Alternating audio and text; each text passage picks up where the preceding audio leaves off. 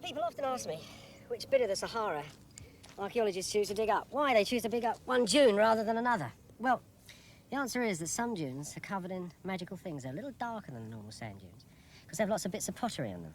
Like this here, you see, it's studded with things that people have made. Look, this piece of pottery here with its ribbing tells you that it's Roman. In fact, you also know that this is actually a Roman wine jar.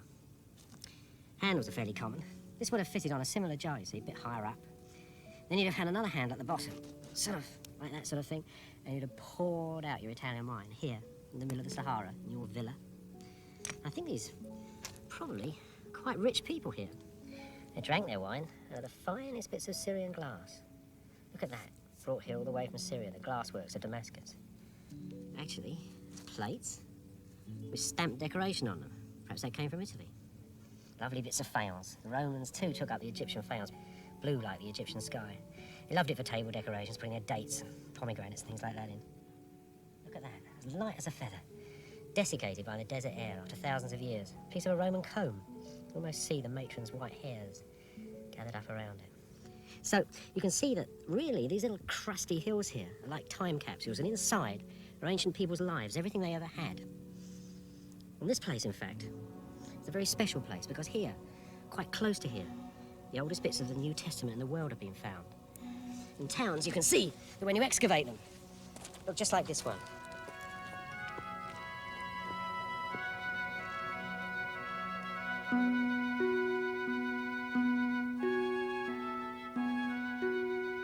There are dozens of these towns in Egypt at the edge of the desert. Towns with names like Karanis, Oxyrhynchus, Crocodilopolis. 2,000 years ago, they were well-to-do Greek colonies. The real archaeological treasure here is in this funny-looking dirt stuff. The archaeologists that came here were looking for papyri, and they were looking for a very special layer. There's a bit of it here. It's what the local people call the akfsh. And you can see this is ancient straw preserved in it. And this is quite soft here, and it's not acidic like the dark soils above, and it's not hard like the floors below. And in this tiny little layer, this is where all the papyri were found. And actually, the amazing thing was that the first discovery they announced to the world, a really important discovery, was of a gospel. But it wasn't the gospel of Matthew, Mark, Luke, or John. It was the gospel of Thomas. Completely new collections of sayings of Jesus came out at the turn of the century, and by the 1920s, one of these sayings, "Cleave the rock and you will find me," found its way into the English hymn book. But perhaps the most extraordinary discovery came a few years later. That was when somebody discovered that a tiny little fragment of papyrus that had come from one of these towns was much older than they previously thought. You see, ancient handwriting you can date more or less like modern handwriting. And this piece of writing could be dated to about 130 AD. Now, the most extraordinary thing about it was a piece of the Gospel of John. And the date made it the oldest piece of the Gospel of John, the oldest piece of the New Testament, indeed, ever found. And so it has remained. And it's rather apt that with all the surprises and amazing things that have come out of this desert, especially to do with the New Testament, it bears the words, "And Pilate said, 'What is truth?'"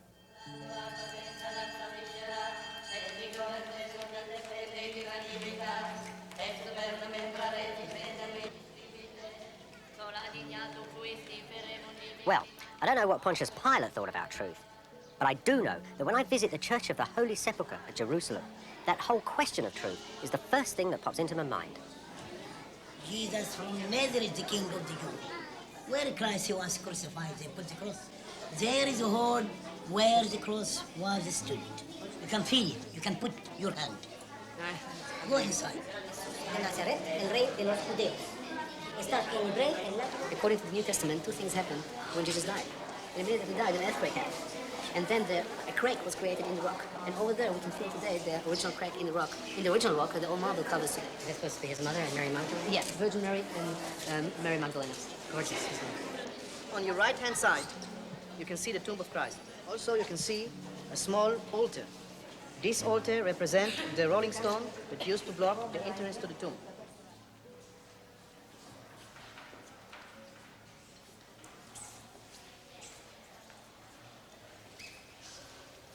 Then they took the body of Jesus and wound it in linen clothes, as in the manner of Jews is to bury. In the place where he was crucified, there was a garden. And in the garden, a new sepulchre, wherein was man never yet laid. Well, the place of crucifixion and the tomb of Jesus, the faithful believe actually in this church. People to come here and they see the sacred sites and they come here to pray. Actually, then move in the landscape of the New Testament. They're actually moving into the landscape of a book. And what a book. It's a book that's really given shape and form to Western civilization. Christendom. Christendom, the lands of Christ, Jesus Christ. Well, are the four Gospels, which have him as a hero, are they true? Or are they just a con? Perhaps something invented by the church to get money out of people? Or are they the word of Almighty God? Who wrote those four Gospels? Who put them together? Where did they come from? What about this man, Jesus Christ? Is he true? Is he a real historical figure? Well, there's something I can say right away, and that is whoever wrote this book really understood ancient Palestine, understood the landscape, and he understood the ancient people too.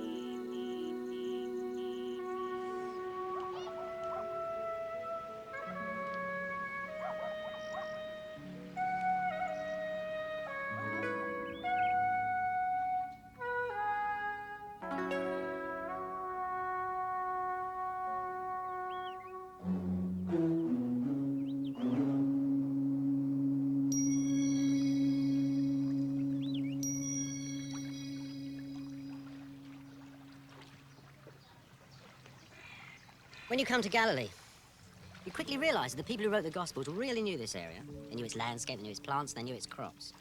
And their Jesus, the Jesus they describe, was a countryman from here too, a real countryman. When he talks about the lilies of the field, that's the poppies and the little daisies that grow around Galilee. When he talks about the lilies of the field, he compares them with great Solomon, the king of Jerusalem. All his stories are about planting and sowing and the fish from the lake and things like that. I suppose, really, that's how the people of Jerusalem saw the Galileans. There was a traditional north-south divide. The people of Jerusalem saw the northerners as thick, people with heavy accents, a bit slow. There were sort of Galilean jokes going around the place. And in their turn, the Galileans saw the Jerusalemites as soft southerners, Hellenized, didn't think much of the priests. The Galileans were fervent nationalists, big fighters for freedom. And they had holy men, quite unorthodox holy men, who actually talked directly to God.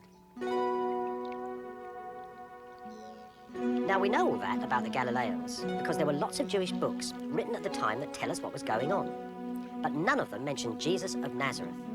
There isn't any record of him until long after he's supposed to have died.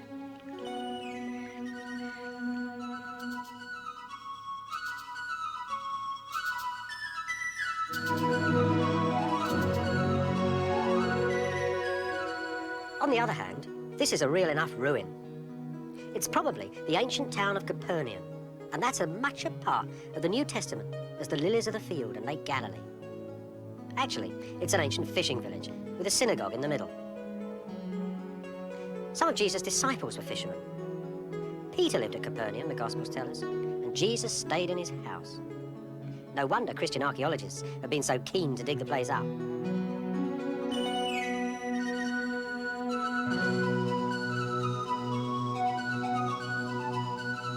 Archaeologists started work here about 80 years ago on the most impressive bit. The ruins of a synagogue made of imported stone that had been parked like a great white Cadillac in the middle of the village.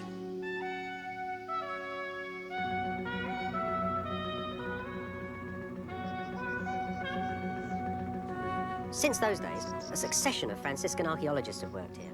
Brother Wendelin, Father Gaudens, and Father Virgilio, all working with great piety and special care. And they found some lovely things.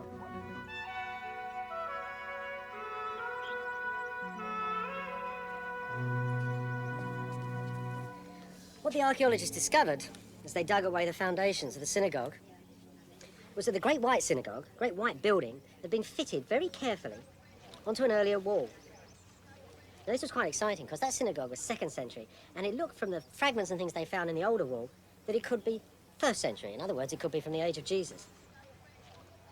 Do you remember in the Bible a certain centurion who lived in Capernaum, whose servant Jesus cured with a miracle? But do you remember in that story the elders go to Jesus to ask him to cure the centurion's servant because the centurion has been good to them. He's built their local synagogue. Now, if the archaeology of this wall has been correctly assessed, and if the Gospels are telling us the truth, that could well be the synagogue that the centurion built. And if that's so, it could be that the pavement underneath it and the town that's associated with it is the town of Jesus himself.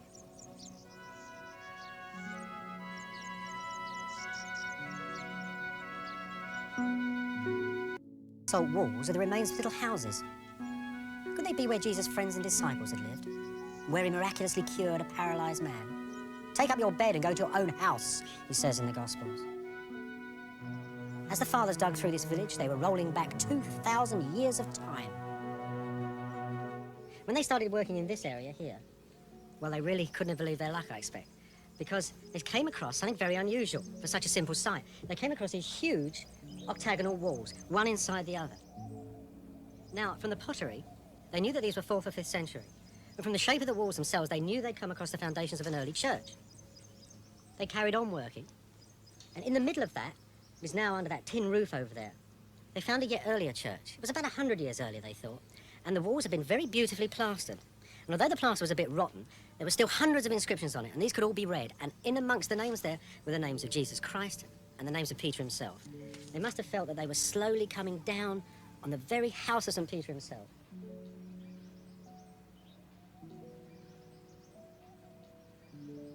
As the Franciscans dug up the earth floor, the centre of the house, they found fragments of things that, when they glued them together, looked like this. It's a little pottery lamp, and the interesting thing about it is that unlike all other ancient pottery lamps, it's been made on a potter's wheel. Look, you can see that lovely round shape, spinning little shape there where it's spun on the wheel. And the little bit where the wick comes out, we can still see it, and this one, it's got soot on it, is stuck on afterwards. Now, these lamps were only made in a very special time. They were made, really, in the time of King Herod. And when Jerusalem was destroyed in 70 AD, they absolutely stopped. So these lamps are almost contemporary with Jesus Christ himself. They didn't find much else in the house. There was absolutely no domestic pottery. Even though this had been a kitchen or a family room, there was no domestic pottery. It was a couple of fish hooks. Were they the fish hooks of St. Peter? Who knows? The walls were perfectly plastered, which was unique in the whole house, and they'd been plastered and painted many, many times. And that was unique in the whole village. Now, they had found the house of the right period, and they'd found special care and attention and special cleanliness inside the room. But could it be the house of St. Peter? Well, the friars had no doubt. They actually entitled their archaeological publication, The House of St. Peter. Now, usually, archaeological reports are considered to be scientific documents. That means they've got to have proper scientific titles. Now, the House of St. Peter is not a proper scientific title. The archaeologists, the good friars, have found nothing in that house at all, which actually could prove that Peter had lived there at that time. So, although their book looks like a scientific report, it really isn't one at all. And all the other archaeologists that worked in the Holy Land told them so too. All the things that had been excavated in the ancient house, the pottery, the fish hooks, and all the rest of it, were of the time of St. Peter. On that, everybody was agreed. But only the friar's booklet said that the ancient house had been St. Peter's. Nothing they'd found there had proved it. All the inscriptions with Peter and Jesus' name on them had been made by Christians hundreds of years later. The only thing the fathers had proved about St. Peter at Capernaum was the power of their own belief.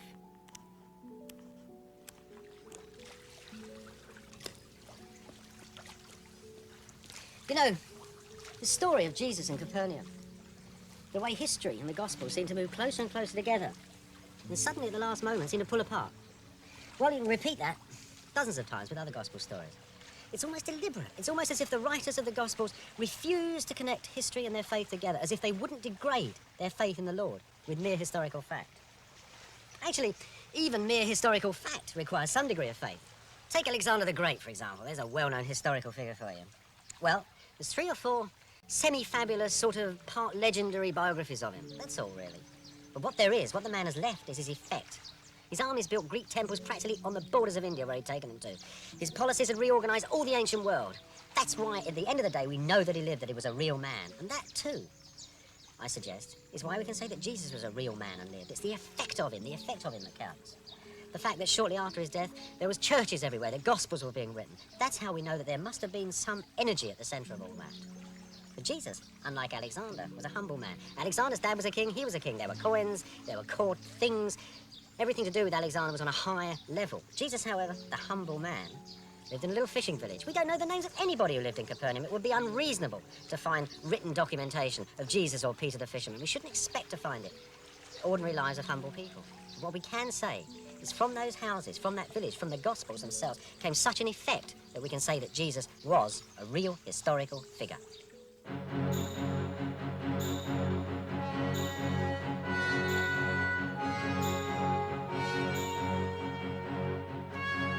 If we say that Jesus really lived, then at last we can begin to fit him into the history of his own times. And you do it like this. There are about 360 stories in the Gospels. Let's see how they fit into real historical first century Palestine.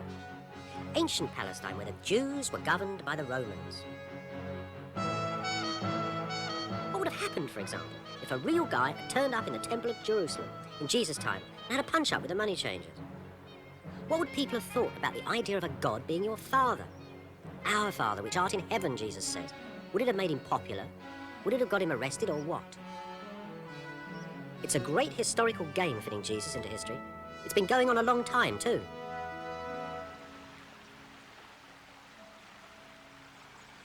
The trouble is that the Gospels tell us that the length of time from Jesus' baptism in the River Jordan to his crucifixion in Jerusalem, the span of his entire career on earth, was just 3 years.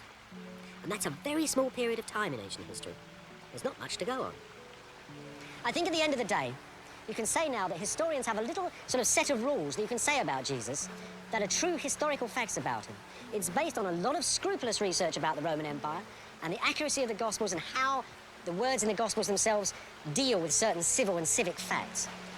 Now, historians themselves wouldn't claim, for example, the resurrection or the miracles, but what they claim is, when this man lived, that as a man preaching the things he did, walking on the earth and coming into contact with the civil, military authorities that he came in contact, that there is a likelihood that these things are true of the man. It's what you can call the historian's creed, if you like. And it's fairly short and fairly simple. It goes something like this. Jesus lived in Galilee. He preached, he healed, he had followers, he came to Jerusalem, he argued with the temple authorities, and he was crucified by the Romans. And that, they would tell you, is what you can know about this unknowable man.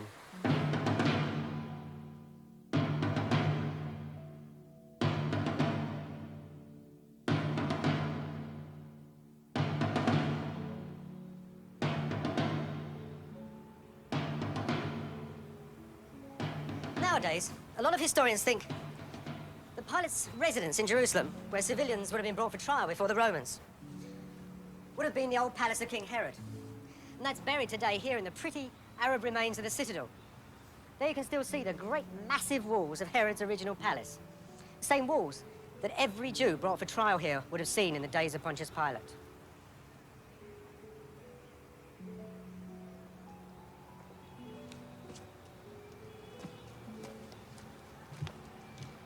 It's very strange that exactly at the moment when you could expect to find Jesus entering history, when the very Son of God, the Gospel writer's Son of God, is on trial for his life before a Roman civil court, it's very strange that at that moment, when you should be closest to him, when faith and civil law almost seem to meet, that the figure seems to dissolve.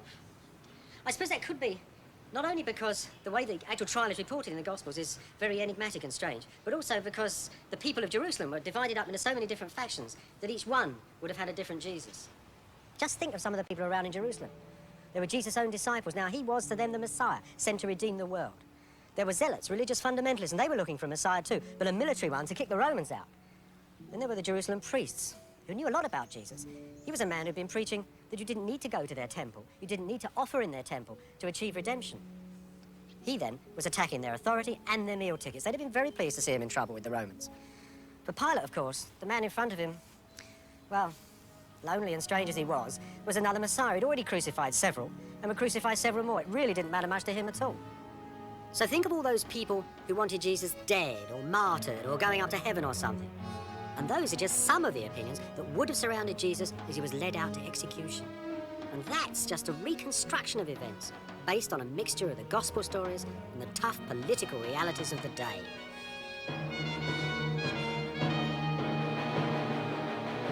As he walked down this narrow lane that leads from Pilate's palace to the Rock of Calvary, Jesus would have been the focus of an enormous range of passions and opinions.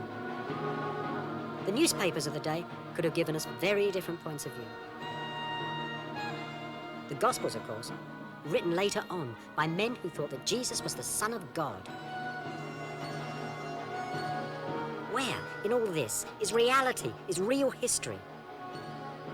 Where can you find the truth?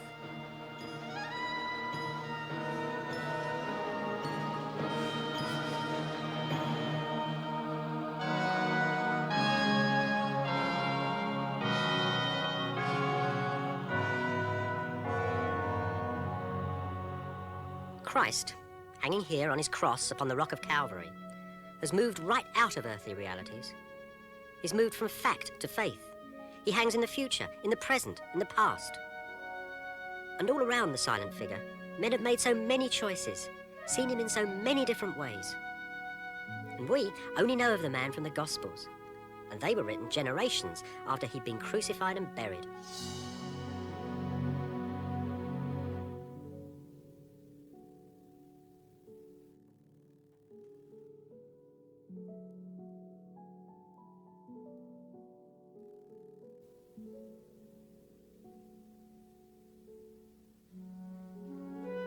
So Jesus of Nazareth was enshrined in a book. The four Gospels told the world that he was Jesus Christ, the risen Lord.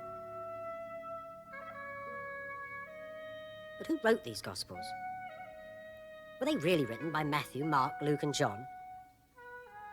And when and where were they composed?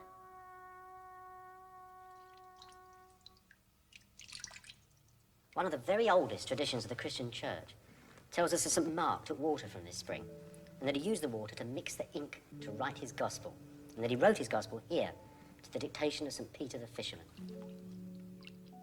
This old cave is cut in the cliffs high above the site of ancient Antioch, right at the tip of modern Turkey. Church traditions say that this little grotto is actually the oldest church in the world. You know, in the time of Christ, along with Rome and Alexandria in Egypt, this city, Antioch, was the greatest city in the world. And what a city it was, what a reputation it had. This is where Antony brought Cleopatra for their sort of a honeymoon. Also had a very large Jewish population. After all, Palestine, Jerusalem, is not too far down the coast from here. So when the book of Acts says that when the first Christians in Jerusalem were persecuted, as Jews, it wouldn't be surprising that they out their sticks and came here and joined the Jewish community. Church tradition again tells us that in Antioch, Christians were first called Christians. That is, not the followers of Jesus or some other thing.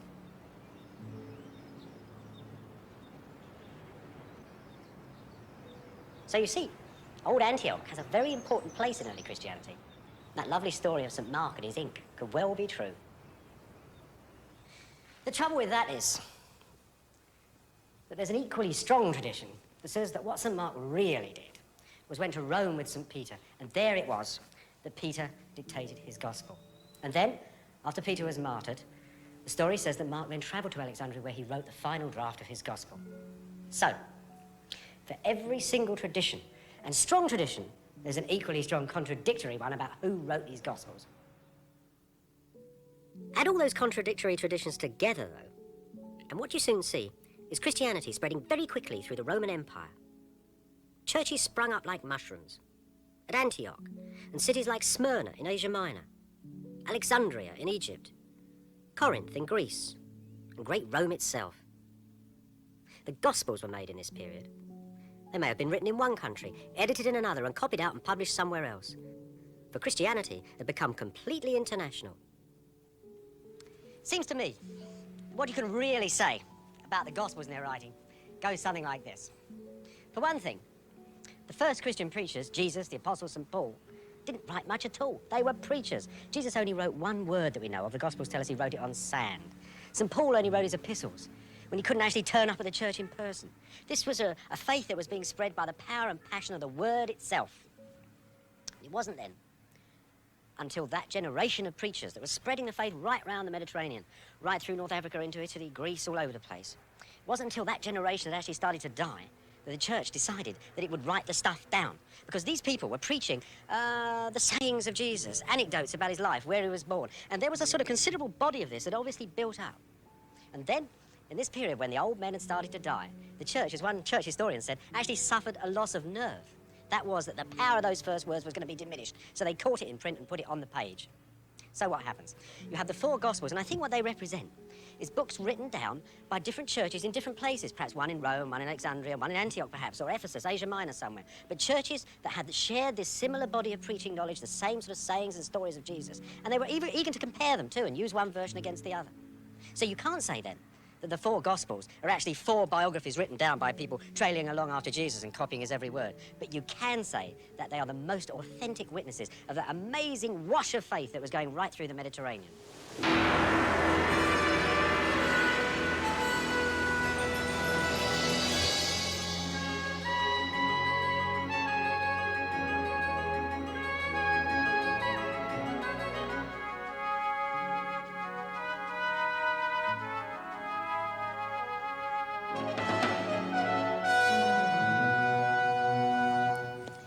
This area here is the very centre of Rome.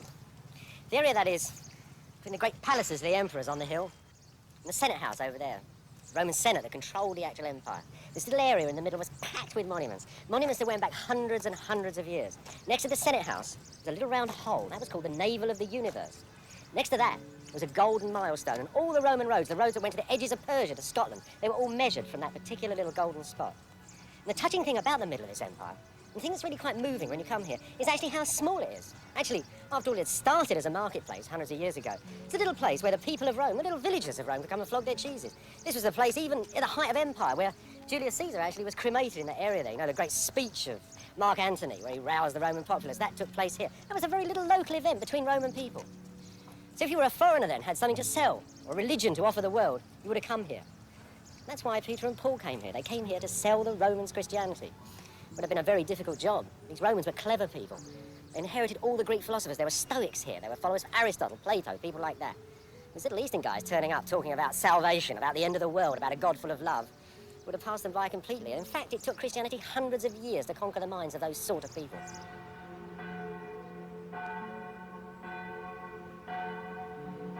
Rome was captured by Christianity, of course, along with its entire empire. And that's a big part of the problem if you're trying to find out how the New Testament was made. Because almost all the ancient writings about it were made by the winners of a series of rows and debates about the church and its Bible. During its first 2 centuries, Christianity was but one of a dozen Eastern faiths in Rome. It was a muddled thing, and so were many of its preachers. And there was no Bible, no single organization called the Church to tell the faithful what to believe. That the Christianity that we know today ever emerged at all was a close-run thing.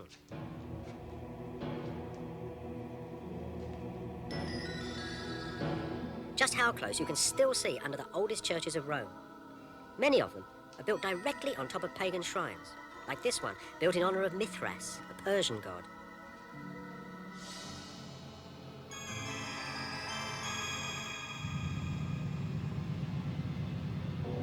The most evocative of all these Eastern shrines at Rome, where you can really get the feeling of their strange lost world, is a little-known basilica that was found just a few years ago, deep under Rome's main railway line.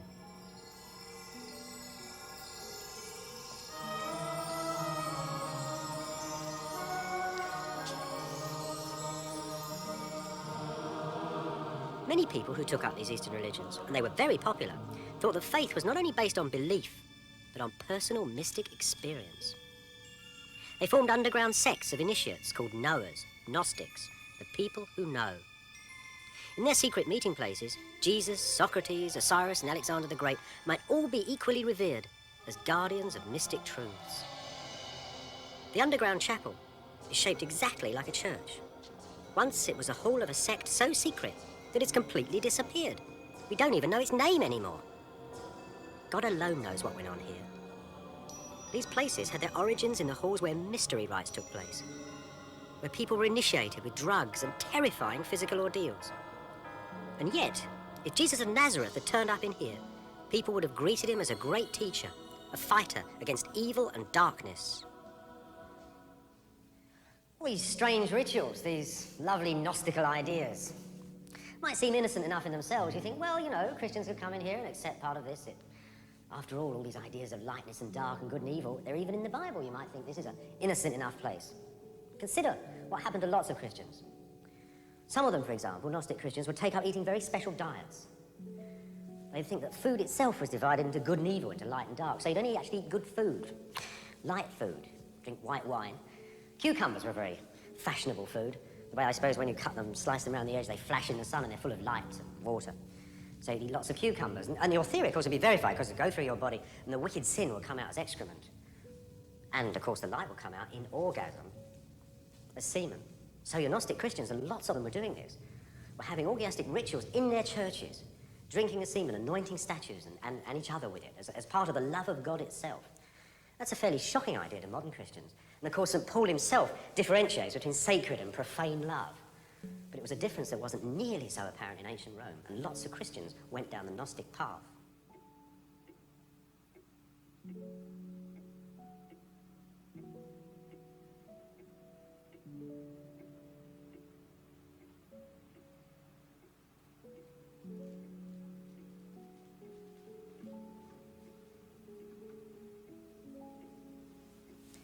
The teachers in these secret sects wrote and wrote and wrote. These are little fragments of their wisdom from the desert in Egypt, from that amazing time capsule. These are middle-class people. They're thinking the truth lies in the written word. They cherish it. They have big libraries. They're starting to write Christian literature in amongst all this other strange stuff that's going on. But it's not just straight-on Christian literature like we know it. This is Christian literature seen through thousands of years of religious experience. Interpretations of Jesus, not straightforward Christianity. And so you get a most extraordinary body of literature going up. You get 12 Gospels. One of them tells us that Jesus was gay. You get a wondrous poem that tells us that God was actually a woman. Poems called Thunder, Perfect Mind. And dozens of texts so strange that you can't understand what's in them. Get letters of St. Paul writing to Aristotle, Jesus writing to the King of Edessa. And in amongst all this great mountain of literature, you get the ancient books which will become our modern Bible, mixed up with all this other stuff. And this lot here represents literally the earliest known fragments of the Christian Bible that we possess.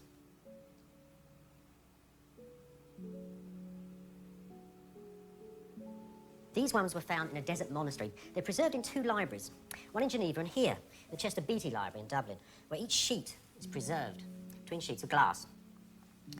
So imagine that. This, for example, is the Gospel of Luke. You know that wonderful paragraph where it says, "Consider the lilies of the field," Jesus is talking, "how they grow, toil not, neither do they spin." Well, just there is the first time you'll ever see that. In our history, this is the first time you can read it.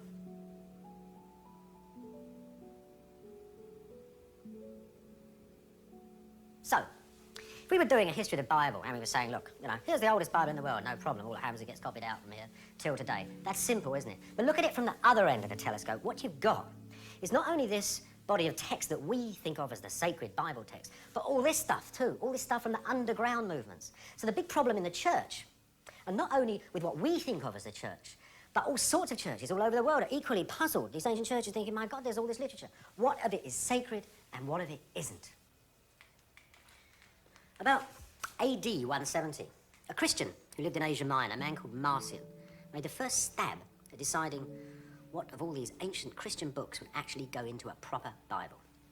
Trouble was, Marcion was a Gnostic. He didn't believe Jesus had been born. He thought that they actually sprung from the brain of God, fully grown. And he also thought Jews were the work of the devil, which somewhat limited his choice of books.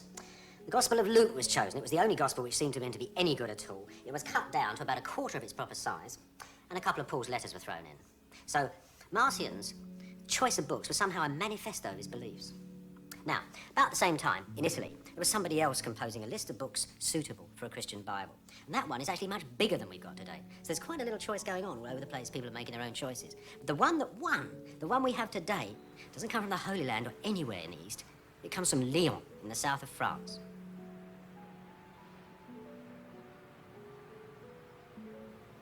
Lyon had actually been established by the Romans. It wasn't a French city, it was a Roman city. It was part of that international world that went all around the Mediterranean.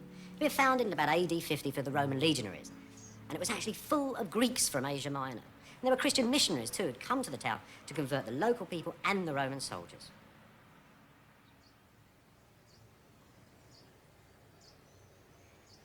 The temples that the Greeks brought with them from Asia Minor to Lyon are still here. These beautiful ruins high above the modern town. Over there is the Temple of Cybele, the great mother goddess of Asia Minor. Over there, of course, the Christian church dedicated to the Virgin Mary, the great mother goddess of the Christian faith. Now, the Christians that came here thought of themselves as rather special people. These were people from Antioch, from Smyrna, from Ephesus. Some of them had been taught by people, they said, who had sat at the feet of John himself. They were very, very close to the source of Christianity. And here they were in Lyon. They kept a very tight connection with their old church, though. They learned the local language, they converted local people, but it was a very Eastern church.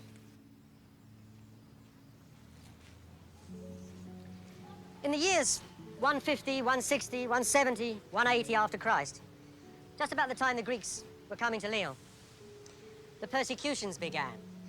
It was a simple test, really. Did you want to worship the emperor or did you want to worship Jesus Christ? If you worship the emperor, you get to be a good guy and succeed in society. If you want to worship Jesus, you might well end up in an amphitheatre being torn to bits.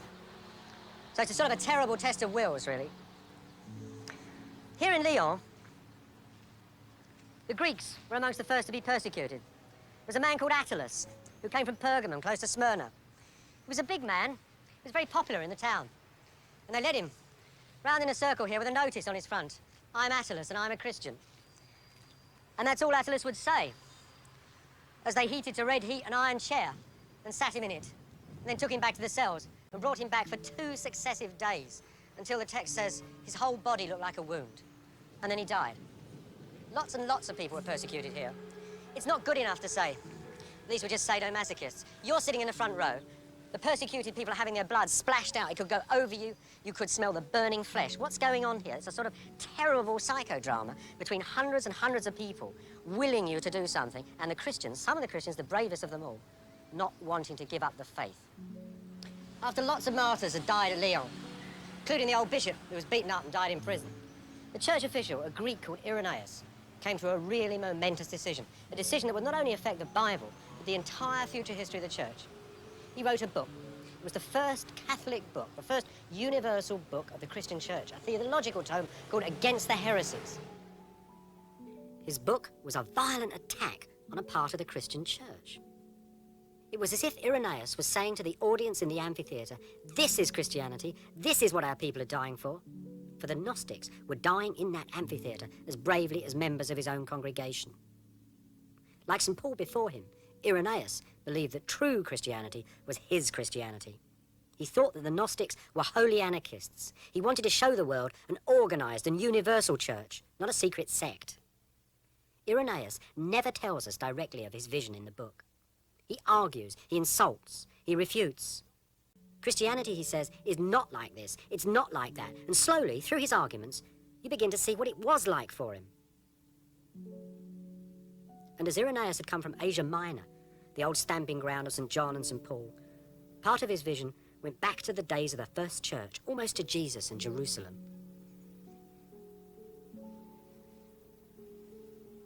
How then did Irenaeus go about deciding what would go in our Bible? Well, the Old Testament was easy. That had been decided years before, no trouble. But the New Testament, that was still a big problem. What the man relied on at the end of the day was what he considered to be the most sacred thing. Remember, he'd come from Asia Minor. He'd known men in his childhood who had sat at the feet of John. He had a problem, he says once, about the book of Revelations. He could write to a man who he thought had known John himself. The traditions in that part of the church went back through the disciples, even to Jesus. It was a tradition that was a verbal tradition as well as a literary tradition. They knew what was sacred and they knew the heart of the Bible. And this was actually going right through the Mediterranean. Just at the same time the martyrs of Lyon were being killed, martyrs were being killed in North Africa. And when their judges asked them what they were dying for, they said they were dying for the Gospels and the letters of a just man, 1 Paul. But how many Gospels were there? Well, Irenaeus had no doubt about that at all. He doesn't even begin to defend it on any logical grounds at all. He says there were 4 Gospels. There were 4 Gospels like there were 4 winds, like there were 4 corners of the universe, like the 4 cherubim of Ezekiel's vision. 4 was the order of the universe, and 4 was the heart of his New Testament.